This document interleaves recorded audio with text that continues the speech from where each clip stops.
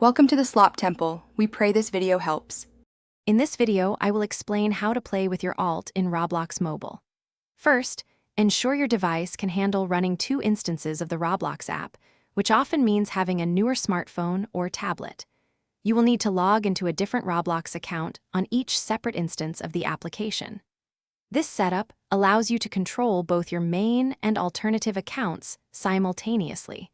We will explore how to manage this effectively. For the best experience, your mobile device should possess sufficient processing power and memory. Aim for a smartphone or tablet with at least 6 to 8 gigabytes of RAM.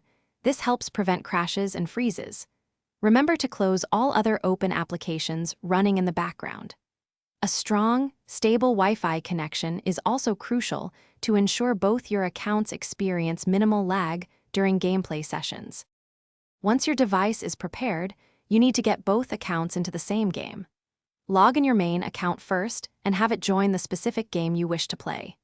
Then, using your alternative account, navigate to the friends list and locate your main account to join its active server.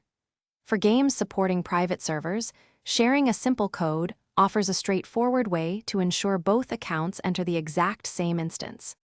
When both accounts are in the game, consider how to best utilize your alternative.